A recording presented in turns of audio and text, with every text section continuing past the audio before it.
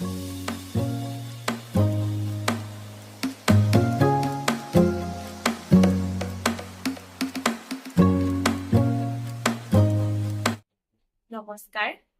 আজি মই আকৌ এটা নতুন আপোনালোকৰ বাবে কাহিনী লৈ আহিছো, যিটো আপোনালোকক বহুত বেছি মটিভেশ্যন দিব, কাৰণ এই কাহিনীটোৱে মোক বহুত বেছি মটিভেশ্যন দিছে। চবেই নিজৰ নিজৰ ষ্টৰী হিৰো হয়, আৰু আজি আমাৰ মাজত আছে হিৰো ক্ষুদ্ৰতুল হওক। মানে বৰ্তমান মই ইন্ট্ৰটোত নাই, কাৰণ আমি ভিডিঅ'টো আচলতে ক্লাছৰ মাজত শ্বুট কৰিছিলো, আৰু যিহেতু ক্লাছৰ মাজত শ্বুট কৰিছিলো অলপ বহুত কিছু অসুবিধা আহিছিলে, কাৰণ আমাৰ ফ্ৰেণ্ডছখিনিও লগত আছিলে, গতিকে সিহঁতেও আমাক চাই আছিলে, আমিও চাই আছিলো, গতিকে বহুতখিনি প্ৰব্লেম আহিছে। মই যিমান পাৰিছো নইজ আঁতৰাইছো, বাকী দুই এটা কিবা কিবি মানে অলপ চাই থকা তেনেকুৱা প্ৰব্লেম হৈছে, সেইখিনিক আপোনালোকে আওকাণ কৰি ক্ষুদ্ৰতুলৰ কথাখিনি শুনিব বুলি মই ভাবিছো, কাৰণ বহুত ইনস্পিৰেশ্যন হয়, বহুত ধুনীয়াকৈ এক্সপ্লেইন কৰিছে এজন ড্ৰপাৰৰ ষ্টৰী। কাৰণ তেওঁ অকল এবছৰ ড্ৰপ দিয়া নহয়, তেওঁ দিছে ড্ৰপ, গতিকে শুনিলা কাহিনীটো গম পালে আপোনালোকে বুজি পাব যে BDS BMSতো তেওঁ চিট পাব পৰা মাৰ্কছ পায়, তেওঁ নহয় MBBS লাগিব, আৰু তেওঁ এনেকুৱা এখন গাঁৱৰ পৰা বিলং কৰে য'ত মানে এনেকুৱা হয় যে এজন ডক্তৰ নাই, তেওঁ গাঁৱৰ প্ৰথম ডক্তৰ। কেনেকুৱা এটা মটিভেশ্যনেল ষ্টৰী হয়, আহকচোন আমি কাহিনীটোৰ মাজলৈ সোমাই যাওঁ। সৰুৰে পৰা সপোন আছিলে ডক্তৰ হোৱা। মই 2018ত হায়াৰ ছেকেণ্ডেৰী পাছ কৰিছিলোঁ।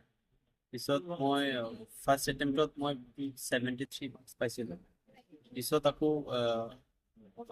নেক্সট প্ৰিপাৰেশ্যন কৰিবৰ কাৰণে Guwahati Silpukhuri mind power academy বুলি এটা কোচিং চেণ্টাৰ আছিলে, তাতেই প্ৰিপাৰেশ্যন কৰিছিলোঁ। সেইটো ইয়াৰত মই 2019ত মাৰ্কছ পাইছিলোঁ 497, কিন্তু আনফৰ্চুনেটলি যেতিয়া কাট অফটো অলপ বাঢ়ি গৈছিলে, সেইটো ইয়াৰত কাট অফ আছিলে 507। মই সেইটো ইয়াৰত BDS আৰু BMS দুটা পাইছিলোঁ, বাট মোৰ ড্ৰিম আছিলে MBBS। মই ইভেন কি BDS আৰু BMSত কাউন্সিলো কৰা নাছিলোঁ, যে মোৰ এটাই ড্ৰিম MBBS। আৰু মই এনেকুৱা এটা গাঁৱৰ পৰা বিলং কৰোঁ য'ত ডক্তৰ মানুহে ইভেন কি নাজানে, ডক্তৰ দেখাই নাতে, এনেকুৱা গাঁৱত এটা বিলং কৰোঁ যে য'ত মানে ডক্তৰৰ বহুত লেক আছে।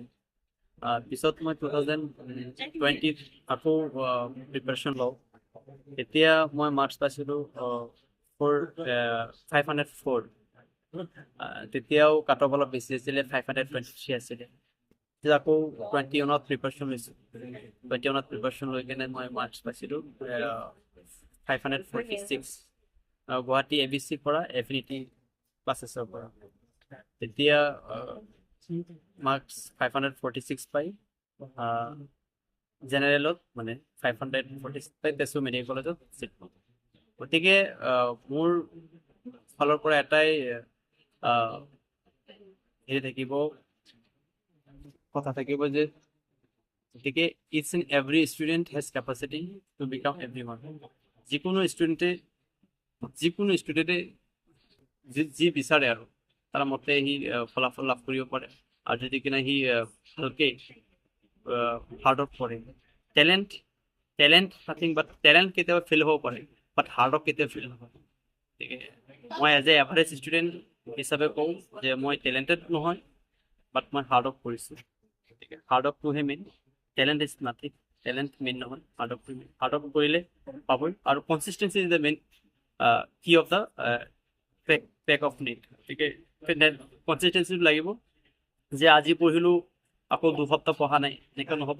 ডেইলি পঢ়িলেও হ'ল, ৰেগুলাৰলি পঢ়ি অলপকৈ পঢ়ি গ'লেও হ'ল, আৰু ৰুটিন বনাব নালাগে, যেতিয়া যোনটো মন যায় তেতিয়া পঢ়িলে। আৰু অভাৰঅল মানুহে যেতিয়া কুৱেশ্যন ছল্ভ কৰিব, একচুৱেলি কোনটো পৰা নাই সেইটো ৰাউণ্ড চিন্তি ৰাখিলে হ'ল, পিছত সেইটো চেক আৰু বাৰে প্ৰেক্টিছ কৰিলে হ'ল, সেইখিনি আৰু।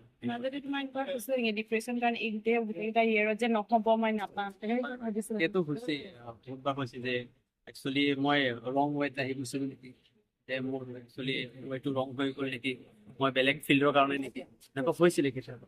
কিন্তু বাট তেতিয়া আকৌ ঘৰৰ পৰা ছাপোৰ্ট আহিছিলে। মই ইভেনলি মই BDSত যাব বুলি ইচ্ছা কৰিছিলোঁ, মই যাবগৈ আৰু ডক্তৰে আৰু BDSো ডক্তৰ, BMS MBBS ডক্তৰে হয়। গতিকে পিছত ঘৰৰ পৰা কৈছিলে যে নহয়, আমাৰ MBBS লাগে, আমাৰ MBBS কৰিব, কষ্ট কৰিছোঁ আৰু অলপ কষ্ট কৰিলে হৈ যায়। গতিকে মুঠতে সেইটোৱে মানে ড্ৰিমটো যেতিয়া ৰাখে যে মই হ'মেই বুলি, সেইটো এটা কনফিডেন্স থাকিব লাগিব, চেল্ফ কনফিডেন্স বহুত ডাঙৰ কথা। অভাৰ কনফিডেন্স নহয়, কনফিডেন্স থাকিব লাগে, সেইটোৱে main। আৰু মানে কোনোবাই বেয়াকৈ কৈছিলে নেকি সেইকেইটা দিনত? এনেকুৱা হয় যে ড্ৰপাৰক বহুতে কেতিয়াবা বেয়াকৈ কৈ দিয়ে, হয় হয় মই নিজেও পাইছো সেইটো হয়। এনেকুৱা।